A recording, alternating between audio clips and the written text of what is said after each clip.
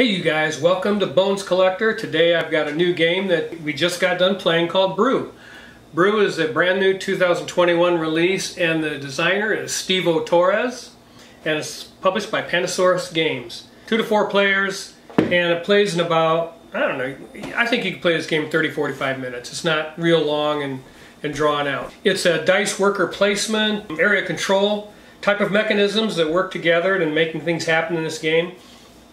And you have, each player has 6 dice, you have 4 foraging dice and 2 elemental dice, and they do different things. When you roll all of your dice at the beginning of a round, you're simply going to start placing them on the forest cards. You have 3 of them each round laying at the bottom here. You have a village board where you can make placements also, and you have 2 rows of market cards. One is animals that you can recruit to give you special powers, and then the other are potions that you can buy when you gather resources off these cards and turn them in for these potion cards. And once you satisfy the requirement on that card, you can take that card and it's a one and done deal. The potion cards, once you use them, you flip them over and you can't use them again. However, you do get the points at the end of the game. They're on the cards. So you get points from animal cards, and you can attach these at the end of the game to one of the forests that you got, as long as it's the same color. So in other words, this animal could attach to this orange forest, and instead of 1 point at the end of the game, it'd be 3. So that's how those work.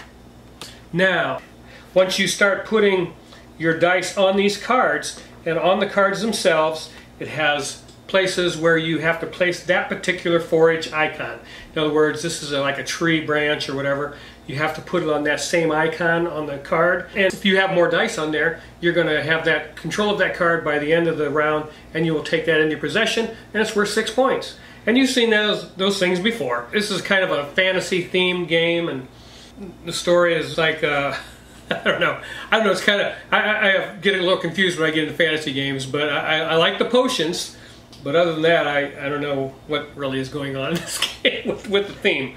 But you have character cards that you start out with, and each character card gives you a special benefit that you can use for the whole game. And it also comes with some player aids, which are very handy. The game is fairly straightforward and simple, and just as I told you, you're going to place foraging dice on cards, try and get resources that you want to get animal cards and potions, and then you have elemental dice that you can roll and change, or excuse me, roll and place on this village board, or in this game you can nullify someone's placement, an opponent's placement of their dice, by putting it on top. So it has that mean element to it where you can, and I hate to say mean, but it has that element where you can have some interaction between players.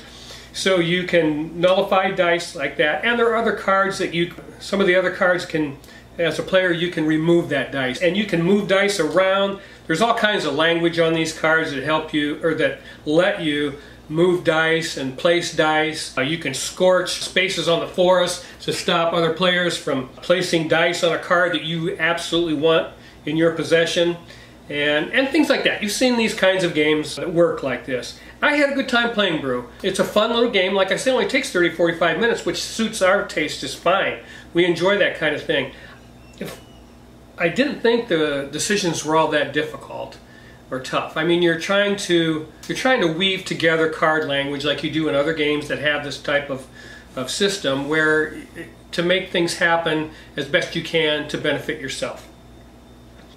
You can do things to other players because the cards allow you to and the rules allow you to. I think there is some interaction, more than we like, so we won't be keeping this game either. But if you're a player that likes that player interaction, and there's a lot of you out there, this game's okay. I mean, I don't think there's anything, again, that would offend anybody or make anybody mad to the point where I'm never playing that game again. It's not like that. I think you have to strategize on when you're going to make those moves where you're going to place an elemental dice and cancel someone's dice. You have to do it at the proper time, because you can place it there, but they can take it back off with a card they may have that says they can take an elemental dice off of one of their dice. And so if they've saved up a card or purchased a card, maybe one of the potions cards, and they've got it saved up, I mean, they don't have to use it until, when you see one of those for sale, you buy it and you don't use it until you have to. so you can defend yourself with that card. So there's things that you can do to mitigate a lot of that interaction, I guess, is what I want to say. And I think the game is fun. We had a good time playing it. I mean, I did. I had a good time playing it. I enjoyed it. And it's, again, a very simple, straightforward card game, you know, with dice placement and area control on these forest cards. And the whole idea at the end of the game is to get the most points. So, you know, it was thousands and thousands of games out there. The one with the most points wins, and this one's no different. But Pandasaurus Games always does a nice job with production. I mean, we've had played several of their games. We played was it Wasteland Express or something like that? And of course, Dinosaur Island. And we still have Dualosaur Island. We had Dinosaur Island, and it was just a table hog, so we had to get rid of that. But we got Dualosaur Island, and we keep that in our library because it's a head-to-head, and we like that competition. So Pandasaurus does a nice job, and in this one, you can see they have a nice insert here. And this was a special edition thing, I think, maybe, but you got some hologram or holofoil cards that came with it that were special animals that you could start out the game with to give you another power, and that's pretty cool. I mean, I don't think this game is going to make our library just because it's fun and it's a good game design, but just not good enough to get into our library, which we only keep. I say few. We keep around 150 games now, and that's just not going to kick one of those out. So yeah, that's Brew. I wanted to tell you about it because I think it's out right now, and I think, again, if you enjoy these card interactive games, you're going to like this. I think it's a cute game.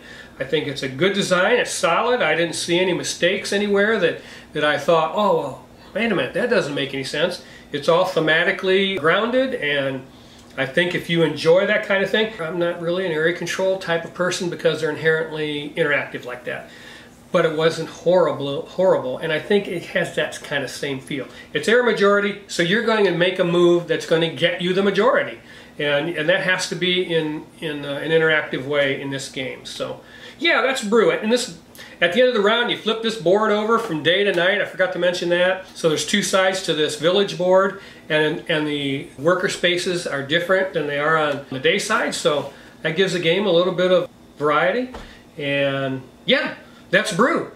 Again, we liked it. If you like these kinds of things and you like this card play stuff where you're interpreting language on the cards and trying to make those cards work in your favor, and I think you're going to enjoy this game. As far as production is concerned, again, Pandasaurus Games does a great job. It's got a nice little insert there in the box to hold everything. Card stock is okay.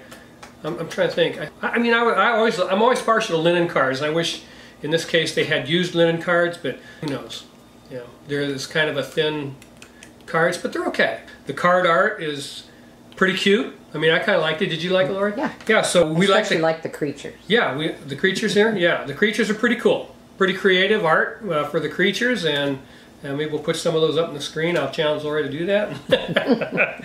But yeah, we enjoyed it. I mean, I'm not going to put it in my library, but it was. I wasn't expecting it to be this good, actually. And when I first saw it, and I thought, because I'm just not a fantasy themed person, so those kinds of things, just I don't know. For me, and again, I'm an old man. I'm 65 years old. You know, I got my ways, and these fantasy themed games is some kind I don't know. I lose interest in the game sometimes because of that. But if you like that kind of thing, this is a fine game. And I think actually it'll do pretty well, you know, Brew. Just because I think it's, again, a 30, what's the box say? 45 to 90 minutes. Well, I don't Maybe with 4 players. Maybe with 4 players it might take a while, but I don't think so. But yeah, again, at the 2-player count, which is what we always review games and play games at, it's fine. But yeah, that's Brew. I liked it. You know, if you like this, if you like fantasy theme, if you like area control, if you like a little bit of player interaction, you're going to like this game, I think. So it's worth checking out if those things sound attractive to you. That's Brew from Pandasaurus Games and Stevo Torres. And guess what? We'll see you next time on Bones Collector. I love every one of you. Keep on board gaming. It's the best hobby on the planet. Make sure you like and subscribe. See you later. Bye-bye.